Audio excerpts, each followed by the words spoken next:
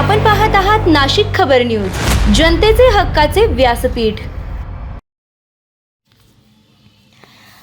जागतिक आदिवासी दिनानिमित्त नाशिक शहरात भव्य शोभायात्रेचं आयोजन करण्यात आलं। या शोभायात्रेत आदिवासी बांधव, भगिनी, युवक, युवती, विद्यार्थी, सामाजिक कार्यकर्ते तसेच नागरिक मोठ्या संख्येने सहभागी झाले। पारंपरिक वेशभूषा, सांस्कृतिक कला, नृत्य आणि विविध पारंपरिक उपक्रमांच्या माध्यमातून आदिवासी समाजाच्या समृद्ध संस्कृतीचं आणि परंपरेचं दर्शन यावेळी घडलं। उत्साहपूर्ण वातावरणात निघालेल्या या शोभायात्रेत आदिवासी समाजाची एकता, अस्मिता आणि सांस्कृतिक वारसा अधोरेखित करण्यात आला। यावेळी आदिवासी भारतीय अध्यक्ष लकी जाधव तसेच काँग्रेस प्रदेशाध्यक्ष हर्षवर्धन सपकाळ यांनी आदिवासी बांधवांना जागतिक आदिवासी दिनाच्या शुभेच्छा दिल्या। आदिवासी समाजाच्या सामाजिक, सांस्कृतिक आणि शैक्षणिक प्रगतीसाठी एकजुटीनं काम करण्याचा संदेश यावेळी देण्यात आला।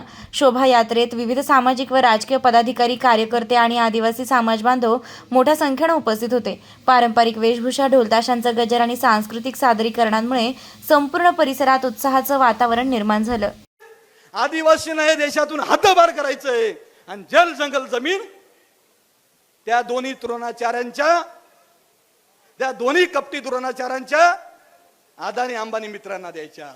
जर आपल्या आदिवासींच्या जल जंगल जमिनी अशाच अदानी अंबानी सारख्यांना गेल्या तर साहेब जास्त नाही म्हणत, पण मी देशात फिरत असताना, देशाचं नेतृत्व करत असताना मी बघितलंय ही परिस्थिती जर राहिली तर येणाऱ्या काळामध्ये 50-60 वर्षामध्ये आदिवासी हा फक्त पुस्तकामध्ये एक गोष्ट म्हणून, कहाणी म्हणून राहील आणि आपण एक दिवस आदिवासी या देशामध्ये राहणार नाही। 50-60 वर्षांनी कहाणी बनून राहील आणि त्याच्या 10-20 वर्षांनी आदिवासीचं नाव सुद्धा या देशात राहणार नाही। ही चाल, हे षड्यंत्र आदिवासी, हे भाजपा सरकार, आरएसए सरकार आणि ते दोन कपटी द्रोणाचार्य मोदी आणि अमित शाह हे षड्यंत्र रचू राहिले तरी आपण सुस्ताडासारखे झोपलेले। तर जागे व्हा। आमचे राहुलजी बोलतात डरो मत आदिवासियों, डरो मत, मैं तुम्हारे साथ हूं। आदिवासी का जल जंगल जमीन बचाना हमारा अधिकार है, क्योंकि आदिवासी इस देश का मालिक है। मालिक बचेगा तो ये सृष्टि बचेगी, मालिक नहीं बचेगा तो हमारी वन संपदा नहीं बचेगी। फिर हम लोगों को पीठ पे ऑक्सीजन लेके घूमना पड़ेगा और जल जंगल जमीन के माध्यम से हमें प्रकृति का स्वाद जो मिलता है आदिवासियों की वजह से मिलता है, ऐसा राहुल गांधी जी बोलते हैं। म्हणजे राहुल गांधींची ही मानसिकता आदिवासींच्या विरोधी आहे। आज आपण बघत असाल आपल्यासाठी कोण लढते कोण नाही हे तुम्हाला आम्हाला कळलं पाहिजे। साहेब माझ्यावरती 15-16 केसेस आहे समाजासाठी लढत असताना एक वेळेस सेंट्रल जेलला पण जाऊन आलोय मी। इगतपुरीच्या आदिवासीचं काय होतं आपण बघतोय, गुजरातच्या आदिवासीचं आपण काय बघतोय आणि आपण नुसते रडत राहिलो तर चालणार नाही।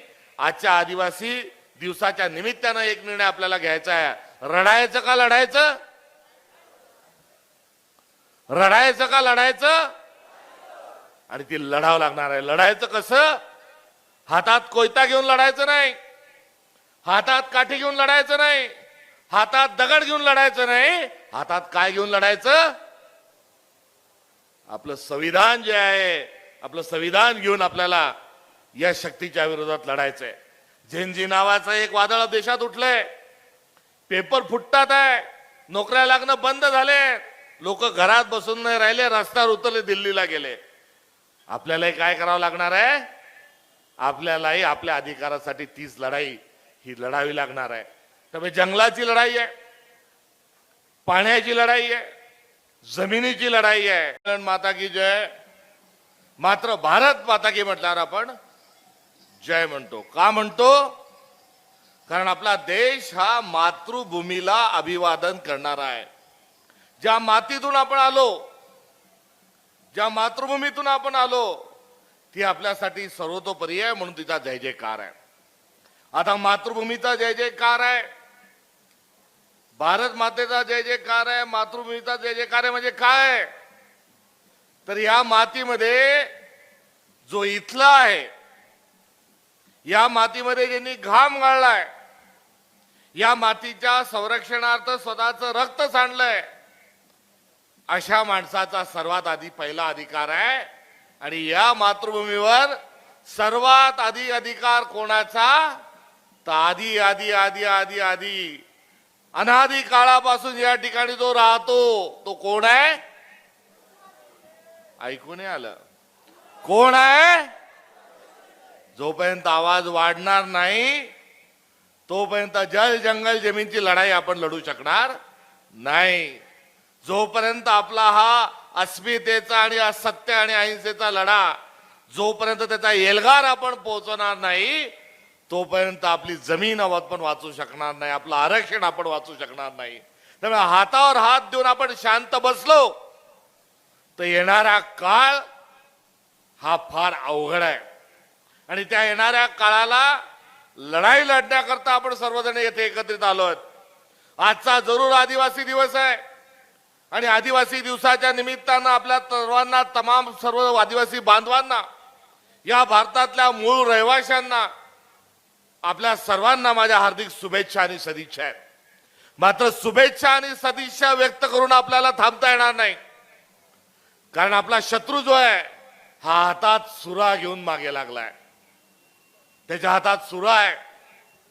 आपले अधिकार कापतोय, आपलं आरक्षण कापतोय, आपल्याला वंचित ठेवतोय, आपला जीव घेतोय आणि आपल्या सर्वांना नागवण्याचं काम, व्यवस्थेला खिशात घालण्याचं काम, कायदा सुव्यवस्थेला खिशात घालण्याचं काम, संविधानाची पायमल्ली करण्याचं काम हा हातात सुरा घेतलेला एक प्रवृत्ती करत आहे. ही हातात सुरा घेतलेली प्रवृत्ती कोण आहे? तर माणूस म्हणून त्याचं नाव जर घ्यायचं तर तेही घेता येईल. संस्था म्हणून नाव घ्यायचंय तर तेही घेता येईल. मात्र त्याच्याकडे एक बोट दाखवणं सोपं आहे.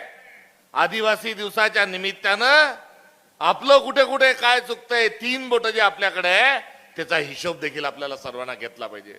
बरोबर बोलतोय का चूक बोलतोय? शत्रू डोळ्यासमोर स्पष्ट आपल्या उभा आहे. तो आता आपला तरी नरडा पकडलाय, गळा आवळतोय. मात्र आपण सर्वजण जर संविधानाचे संरक्षक, संविधानाचे संवर्धक म्हणून आपण जर राहिलो